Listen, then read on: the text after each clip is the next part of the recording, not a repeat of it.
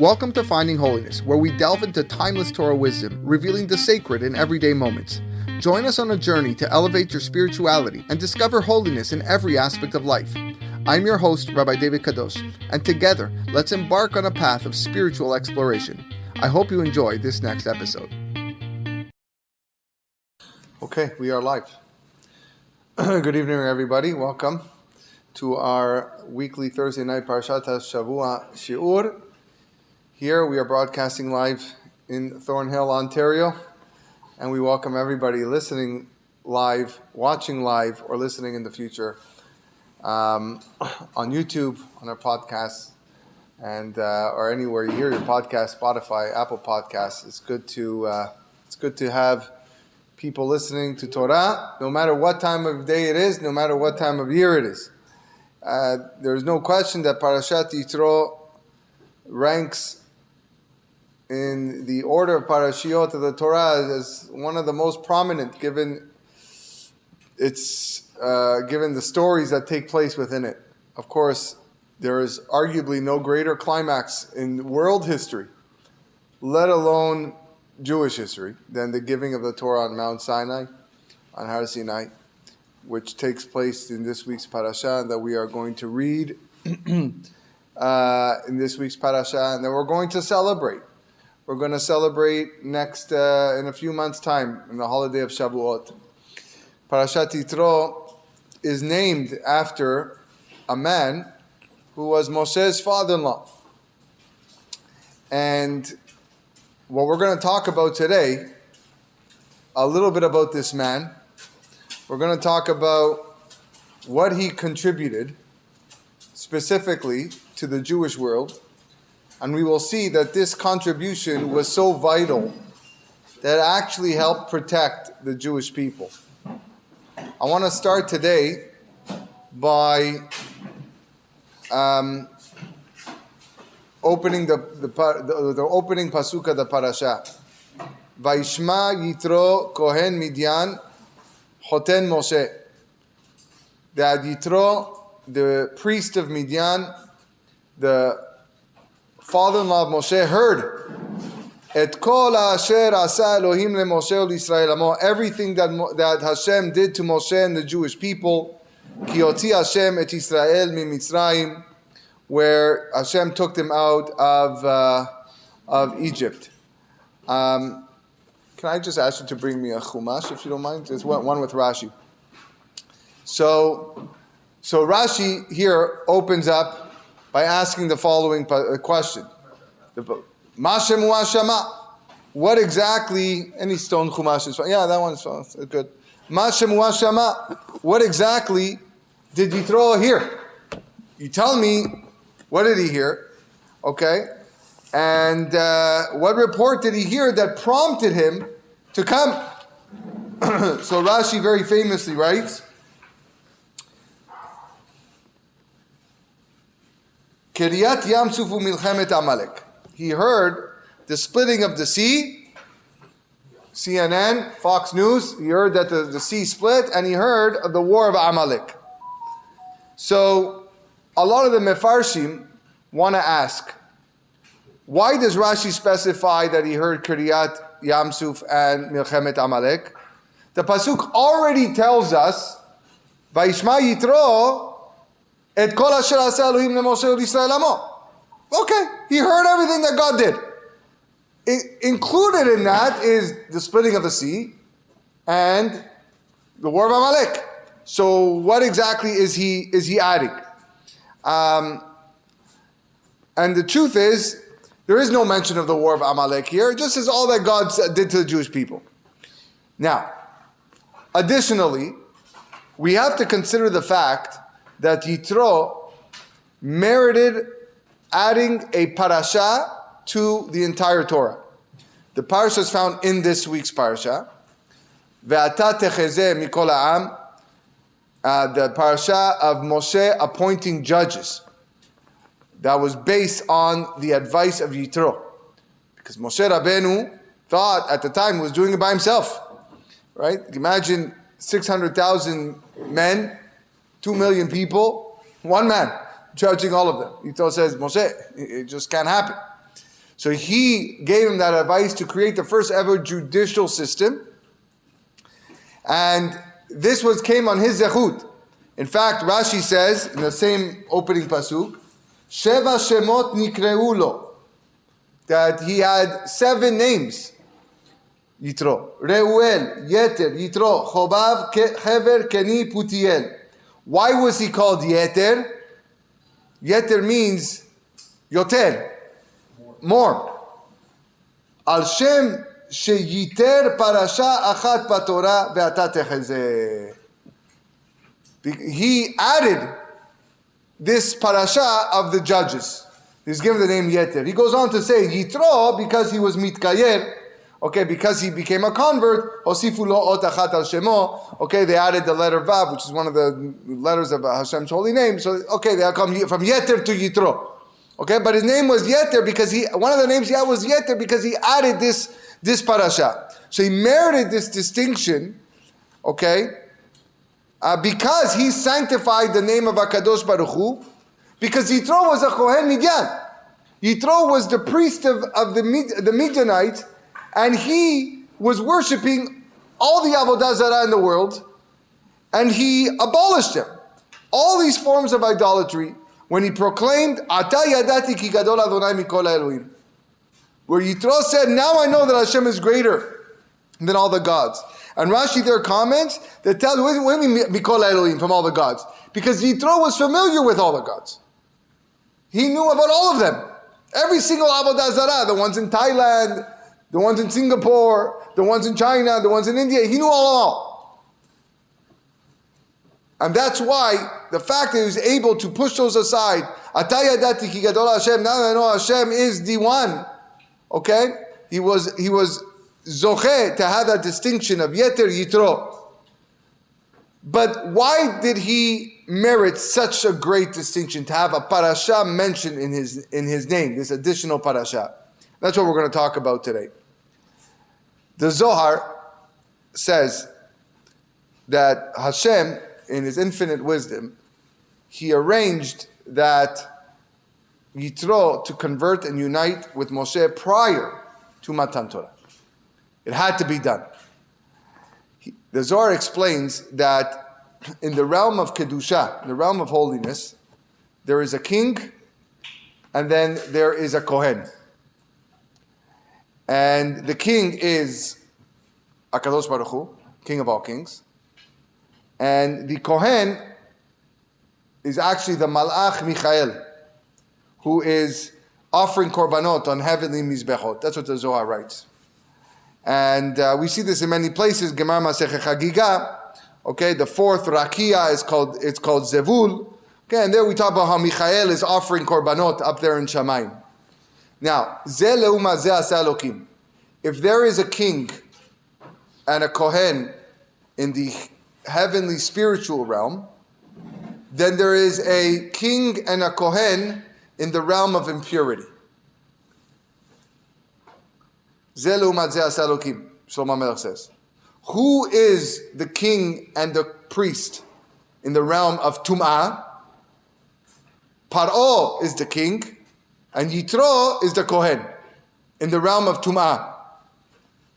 Paro had to negate Hashem being king of all kings, and he did so when he declared, Mi Hashem asher eshma bekolo. Who is this God that I shall listen to?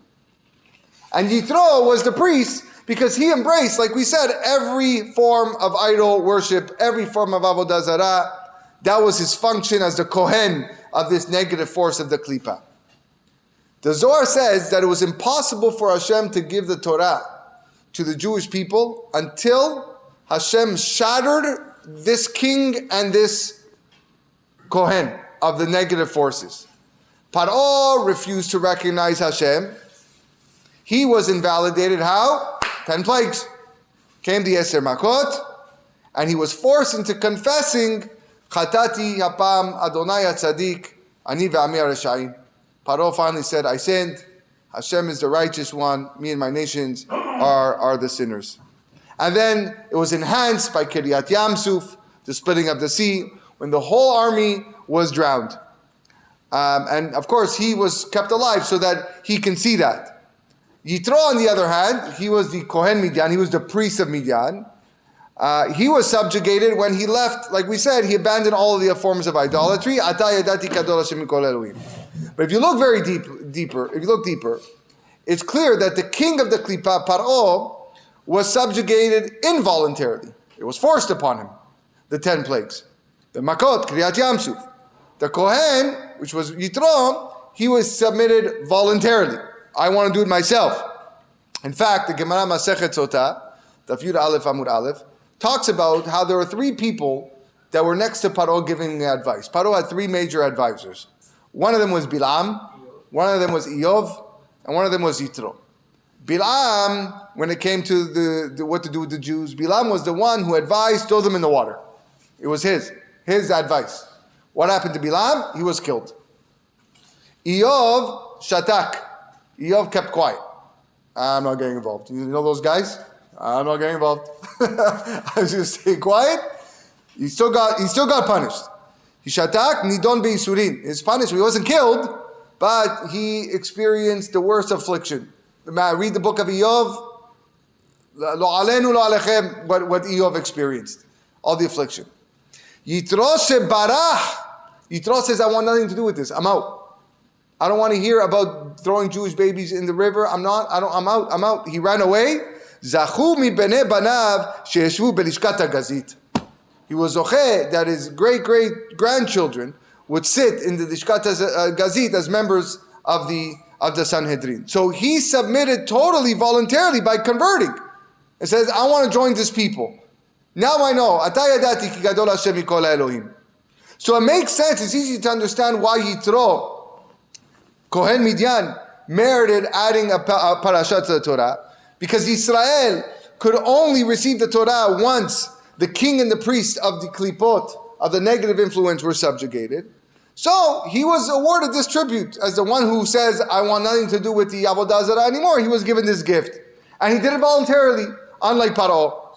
So it was in his merit that Bnei Israel received the Torah. Okay, very nice. Baruch Hashem. But we need to go a little bit deeper. We're going to go a few levels deeper tonight.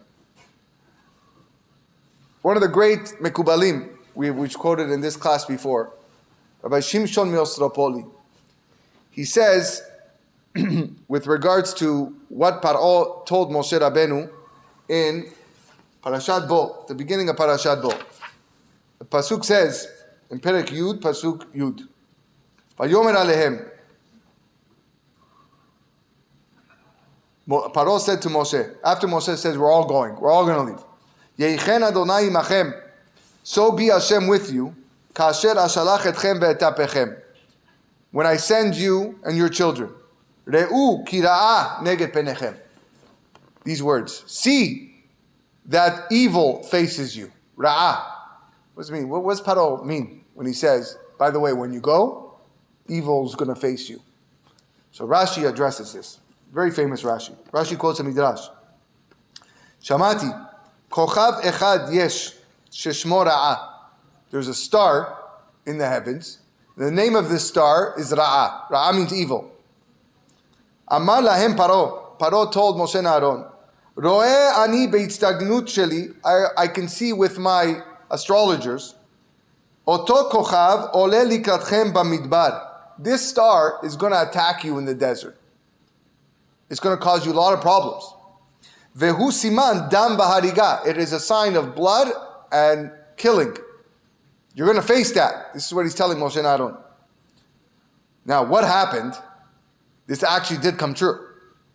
Ukshe Israel ba'eger. Rashi says when the Jewish people later on in history, they worshipped the golden calf.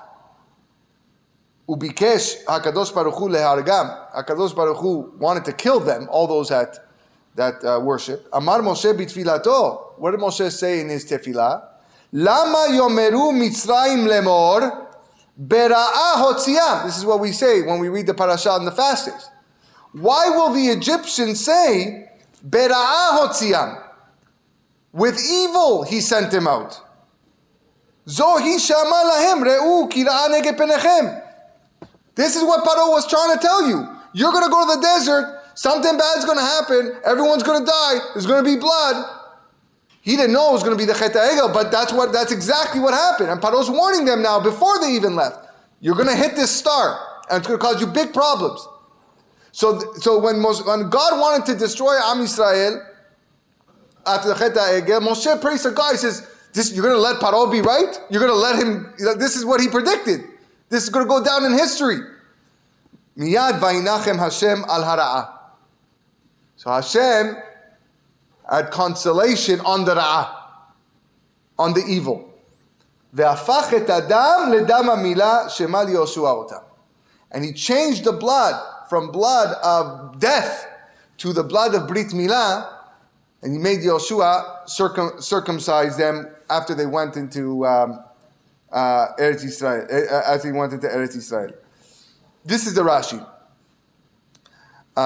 So now, beautiful. It's a very famous Rashi. But Rav Shimshon Sopoli is puzzled by this. He goes, okay, Hashem transformed this omen of blood of death to the blood of Milah. But how exactly did he mitigate the power of Ra'ah? How did he take this star and negate its powers? So he quotes a midrash in Bereshit Rabbah, in Bamidbar Rabbah, that says the following: Kol HaTorah Kula Ra'ah Parashiot. The whole Torah has 275 parashiot. Ra'ah, Reish, Ayin, Hey, 275. So the ill effects of the star named Ra'ah are nullified by the 275 parashiot of the Torah. So he actually then goes on to explain the implications of the private conversation that Moshe had with HaKadosh Baruch Hu at the beginning when they first meet by the burning bush. Vayomer Moshe Elokim, Moshe says to God, Mi anochi ki elech el Paro. Who am I to go to Paro? V'chi otzi et bnei Yisrael miMitzrayim. Vayomer, God said, Ki yeh imach, don't worry, I'm going to be with you. V'zeh lecha od ki ani shalticha be'otzicha miMitzrayim, ta'avdun et Elohim al ha'ar hazeh. Hashem says, don't worry, I'm going to give you a sign, and the sign is that you're going to come back to this mountain, that's Har Sinai, and you're going to serve me on this mountain. So, this is actually signaling how the klipot, the Torah was going to negate the Ra'ah. Because as head of the klipah of Mitzrayim, Paro possessed 355 forces of Tumah. Named by his name, Paro, 355. Moshe Rabbeinu was 80 years old when he first met Paro. Oh no, he met Paro when he was young, but when he approached Paro to get the Jews out, he was 80 years old. Moshe ben 80 shana bedaberam et Paro. He was 80. So the Mekubalim say that out of the 355 negative forces that Paro had, Moshe could only negate 80 of them, based on his name. So of the name Paro, Pei, Reish, Ayin, Hey, the Pei is gone. Because Pei is 80. In fact, it's hinted in the Pasuk. Mi anochi ki elech el Paro. Mi and ki. Mi is 50, ki is 30, 80. So I only have that's what his complaint was to God. Mi anochi, who am I? I don't have the kedusha innate inside me to go and nullify Paro's tumah. I can't do it. To which Hashem says, don't worry. I'm going to be with you. And the sign is, when you're going to take the people of Mitzrayim, you're going to come back here and serve me on this mountain. Rashi says, what's serving on this mountain? You're going to get the Torah. You're going to receive the Torah on Har Sinai. In the future, on this mountain, you're going to accept the Torah that has 275 parashiot, equaling the Reish, Ayin, and Hey that is left in Paro's name. The Pei has already been negated with Moshe, and you're left with the Reish, Ayin, Hey, 275. And those parashiot nullified the remaining 3 letters in Paro's name. And that's your sign. Amazing. In fact, another allusion to something we're going to read later on, when the commandment to build the kelim of the Mishkan, the Pasuk says, Ve'asita kiyor nehoshet. You shall make a copper kiyor. Kiyor is a wash basin. The word ve'asita, and you shall make, implies a tikkun, something you're going to make. And kiyor stands for Kochav Yesh Ushmo Ra'ah. There is a star, and its name is Ra'ah. Like we said, that star Ra'ah that brings evil. And how are you to be metaken this kochav ushmo Ra'ah? Through nechoshet. Nechoshet is novlot chokhmah, the flowing of wisdom shel mala. Novlot chokhmah shel mala, Torah. The Torah is what's able to negate this evil star of Ra'ah. So, what are we saying now? We already learned that Yitro was responsible for the addition of the parasha of the Torah. That addition of that parasha of the judges, brought the number to 275. That was the 275th parasha. And in merit of that, those three letters were negated from Paro's name, Reish Ayin Hey.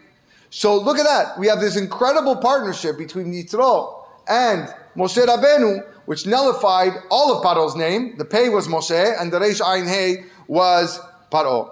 And this is the unbelievable orchestration by HaKadosh Baruch Hu at this point. Before assigning Moshe the task to go to Paro and take the Jewish people out of Mitzrayim, he makes him go to Midian, to buy this well, and he meets the shepherds and the rock on the well and the daughters, also that he can marry one of Yitro's daughters, so he can make this relationship with Yitro. This whole scenario was set in motion so that Yitro would advise his son-in-law, hey, buddy, I love you, but you can't judge everybody. It's too much for you. You have to make courts. You have to make different levels of judges. You can't bear this leadership alone. And that parasha would be added to the Torah, so there's 275, and thus Yitro and Moshe united to nullify those forces. Okay, and that also makes sense of the Gemara that we quoted in Sotah, that there were three people who participated in giving advice to Paro, Bilam, Yov, and Yitro. And we said Yitro was the one who ran away, and because of that, his children were zocheh to sitting in the Lishkat HaGazit. Since Yitro fled and objected to Paro's ra'ah, to Paro's evil, he merited assisting Moshe Rabbeinu in the 275th parasha, the ra'ah, his own ra'ah, but the 275 negating that. Beautiful idea. Okay, like I always say, we ended the shiur here. You walk out with tremendous chidush, and but there's more.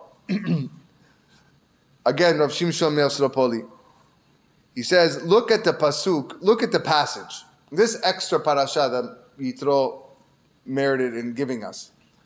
The pasuk says, "Ve'ata techezeh mikol ha'am." Yitro tells Moshe Rabbeinu, I want you to look around, and I want you to go and select special people, anshe chayil, men of means, yirei Elohim, God-fearing, anshe emet, sonei batza, men of truth, people who despise money, v'samta alehem, sarei alafim, sarei meot, sarei chamishim, v'sarei asarot. You can have leaders of thousands, of hundreds, of fifties, of tens. And they're going to be the judges at all times. Every night during Arvit, prior to Barechut Hashem Mevorach, we recite a pasuk, very famous pasuk from Tehillim. Vehu rachum yechaper avon velo yashit ve'irba le'ashiv apo velo ya'ir kol chamato. And then we say Hashem Moshiach Melech Yanim. It's a separate pasuk. But that pasuk of Vehu rachum is not a nice pasuk. It's a pasuk that we recite at funerals. We say at Avel when we're Tziduk Hadin. It's a pasuk that deals with a lot of darkness. That pasuk contains 4 negative klipot. Vehu rachum yechaper avon, velo yashchit, ve'irba le'ashiv apo af, velo ya'ir kol chamato chema. Af, mashchit, af, and chema are 4 negative klipot.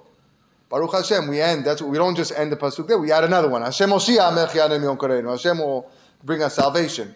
Okay, that's why we add that pasuk. Now, why do we do it at nighttime? Nighttime is always a time of darkness. It's a time of deen. It's a scarier time than it is during the day. Look what Rav Shimshon Me'Sropoli says.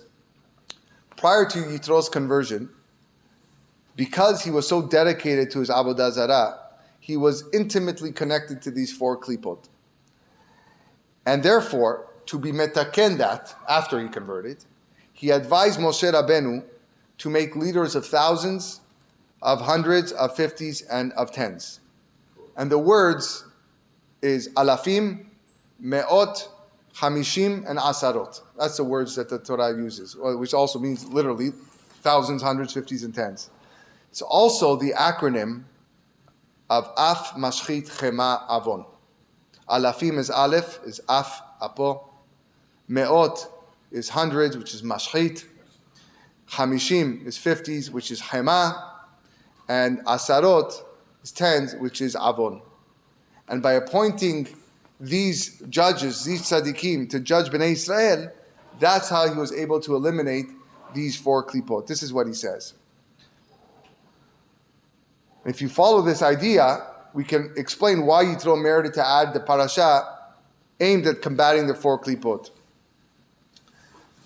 The reason HaKadosh Baruch Hu commanded us in the Torah to offer 4 types of korbanot in the Beit HaMikdash. Soon we're going to get to Sefer Vayikra, talks about all the korbanot. What are the 4 major korbanot? Hatat, Asham, Ola, and Mincha. And again, the first letter of each of those 4 korbanot. Hatat is Chet for Chema. Asham is Aleph for Af. Ola is Ayin for Avon. And Mincha is Mem for Mashchit. The same 4. They negate each other. There's a Gemara in Masechet Menachot, Daf Kuf Yud Amud Aleph. The Gemara says, "My dichtiv." What's the meaning of the pasuk? Amar Rish Lakish. What's the meaning of the pasuk? When it says, "Zot haTorah laOla laMincha veLaChatat veLaHasham veLaminu veLaShalamim." What is the meaning when it says these are the Torah laws of the Ola, of the Mincha, of the Chatat, and the Hasham? Rish Lakish says, "Kol ha'osek b'Torah ke'ilu hikriv Ola Mincha Chatat veHasham." Anyone who studies Torah, Zot haTorah. Whoever studies Torah is as if they brought all these korbanot. Very nice.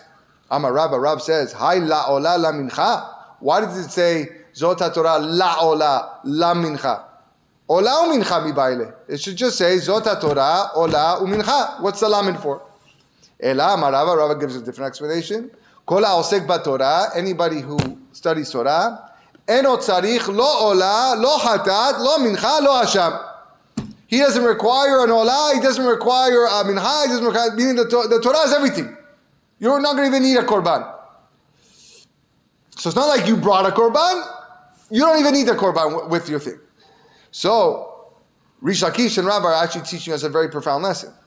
We know that the main way to abolish all the klipot and the sitra achra is Torah study. Gemara Masechet Kiddushin, Daf Lamud Amud Bet, Barati Yetzirah, Barati Torah Tavlin. We've quoted many times.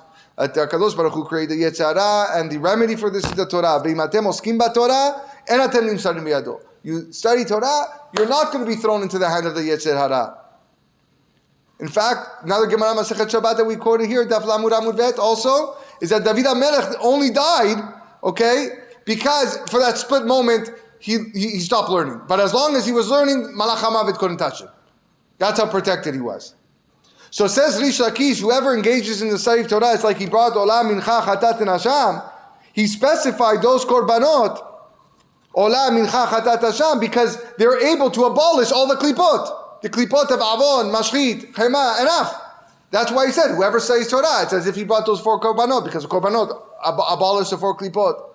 And that's what Ravas meant as well. Whoever engages Torah doesn't need an Ola, doesn't need a Mincha, doesn't need a Chatat or a Hasham.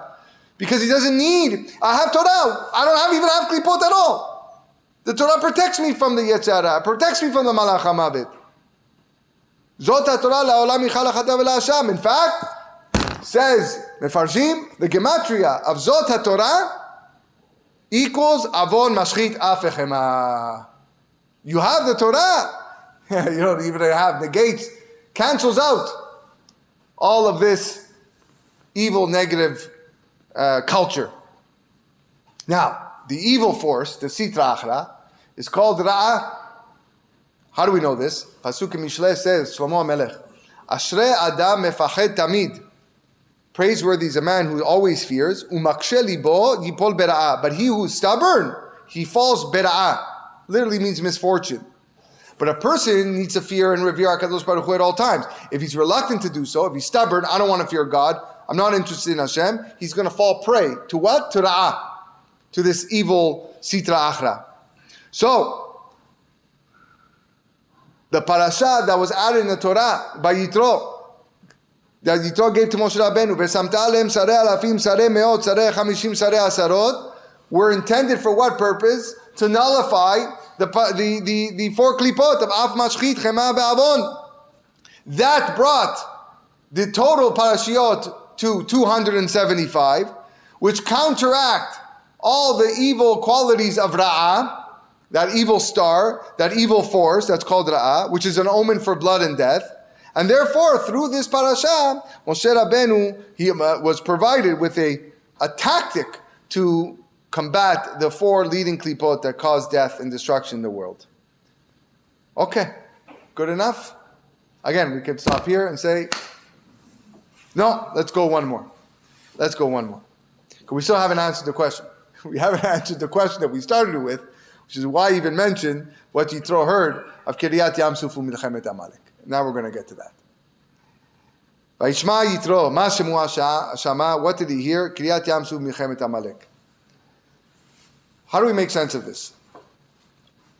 Amalek is actually found 3 times in the Torah. Twice, it is very clear. Parashat Beshalach, we read last week, the actual war. Later on in Ki Tetzeh, when we have the mitzvah to remember Amalek. But there's another time. Most people don't know about it. If you don't read the commentary, you don't know it's Amalek. It's found Sefer Bamidbar. Pasuk says, Vayishma, I think it's Parashat Chukat. Vayishma ha-Kenaani melech Arad.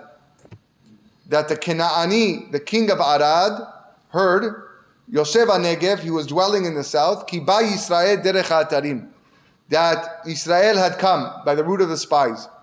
Vayilachem be'Yisrael, he made war against Israel, Vayishbi menu shevi, and he captured a captive. So now, Rashi says, Vayishma Knani, what did he hear? What did he hear? He heard that Aaron died. Who dwelled in the south? What do you mean dwelled in the south? Knani, what do you mean dwelled in the south? So it says Rashi, this was Amalek. This king, Melech Arad, was Amalek, and he changed his language to speak like a Kenani. He changed his dress, he changed the language. But it really was Amalek because Amalek is in the south. Amalek dwells in the south. I've seen many other places. So the Klipa of Amalek and this Melech Arad are the same. So the Agra de Kala points out that the gematria of Arad is 274. Ain Reish, 270. Dalet is 274. Which also equal the gematria of Rachel and Leah. Rachel is 238, Leah is 36, which equals 274. Implying that the Klipa of Amalek opposes Rachel and Leah. Now Rachel and Leah, the Imahot, the matriarchs, the holy matriarchs, they were the ones that established the house of Israel. As we read in Megillat Ruth, we also recite it under the chuppah. The Moroccans have the custom to say this. Yiten Adonai ta'isha ba'al bedecha kerachel uchlea asher banu shetehem et bet Yisrael. That Boaz's bracha was that may Hashem make the woman who's coming to your house. Sorry, not Boaz. The Ishploni's bracha was that the woman coming into your house be like Rachel and Leah, who built the house of Israel. So Amalek, who opposes the kedusha of Israel, is called Arad. Since the gematria of Arad equals Rachel and Leah. Look at what Rav Pinchas Friedman says. He says, in last week's battle with Amalek, the pasuk says, Moshe, Aharon vechur alu rosh hagiva. Moshe, Aharon, and Hur went to the top of the hill. Says of Shimshon Meosropoli, the first letters of Moshe, Aharon, and Hur, Mem, Aleph, Het, corresponding to 3 of those klipot we mentioned before. Mashchit is Mem, Moshe, Af is Aharon, and Hema is Hur. And they went to the top of the hill, alluding to the first letters of those klipot. So why doesn't the pasuk mention the elimination of the avon, the ain? Why is the ain? So he explains that Moshe Rabbeinu needed to do that one on his own, and he eliminated that one by raising his hands. When he raised his hands, he inspired Bnei Israel to do teshuvah. The Torah describes clearly says, "Vaya kasher yarim Moshe yado ge'avar Yisrael." When Moshe would raise his hands, the Jewish people were strong. Of course, the famous Mishnah in Masechet Rosh Hashanah, "V'chi yadav shel Moshe oso milchama u'sovrot milchama." Means to tell me that Moshe's hands dictate? No. What is it? When the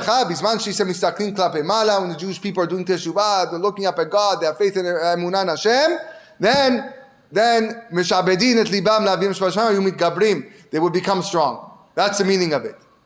Reshit goyim Amalek. Amalek is the first of nations. Amalek is the source of all klipot. It has the capacity to invoke all of this negativity, all these evil forces. Avon, mashchit, af, chema. And that's why it was necessary for Moshe, Aaron, and Hur to go up with their Kedushan to abolish these klipot. And that's why Amalek is referred to as the king of Arad. That he possessed the power, chas v'shalom, to use these 4 klipot and cause harm to Am Yisrael. But, here's the kicker.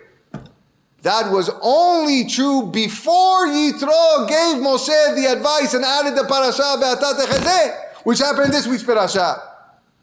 Now that he got the Ve'ata techezeh, it's now not 274, it's 275. And one more. Before, when it was only 274, the Torah only contained 274 parashiot, Amalek had power. Melech Arad, Vailachamu be'Yisrael, they fought Israel. But after Yitro's advice, and the addition of this parasha, advising Moshe Rabbeinu to now create levels of a judicial system, thousands, hundreds, fifties, tens, to nullify the 4 klipot, now Amalek, represented by Arad, no longer can summon those powers. Because the Torah contains 275, which is one more than the 274. So when Bnei Yisrael are dedicated to the Torah and the mitzvot, they overpower Amalek. Amalek has no power. And hence, Rabotai, this is what Rashi meant. Vayishma Yitro, Kohen Midyan, Ma shemua shama. What did he hear? He heard, Kiryat Yamsuf, Umilchemet Amalek. Rashi is saying, what events in history convinced Yitro, inspired Yitro to come and add another parasha? What happened in the world that made him jump up and say, I'm here? And Rashi says he heard about Kiryat Yamsuf. But Kiryat Yamsuf wasn't enough. Kiryat Yamsuf in itself wasn't enough because Amalek still had the audacity to come and cause harm to Bnei Israel. So Yitro concluded Arad still has the power because it's 274 parashiyot in the Torah. So he says, I gotta come. I saw what Amalek did. Yitro's saying, I saw what Amalek just did to you guys. He still has that power. I'm gonna come and I'm gonna add one more parasha. I'm gonna add the parasha of alafim, me'ot, hamishim, asarot to negate af, chema, avon, and mashchit. And he brought up to 275, and you're able to overpower the klipa of Amalek. What do we learn from here? Again, if Bnei Israel study Torah, we engage in Torah, if it becomes a part of us, we're able to remove all negativity in our lives. The Yetzer Hara has no power over us. There's no sitra achra. There's no ra'ah. Why let, like Moshe Rabbeinu said, why let the goyim win? Why? You're going to let Paro say, I told you so? Because you didn't listen to me? We have the power. We have the ability to abolish the Klipa Amalek. We have the ability through our learning of a Torah to remove all the evil forces, to all the punishment, to all the horrible things, all the blood, all the mitah, all the things that are associated with the Malach HaMavet. All we got to do is we got to study Torah. We got to work hard for it. And Bezat Hashem, through the study of Torah, we'll hasten the completion of the Geulah. Amen. Thank you for joining.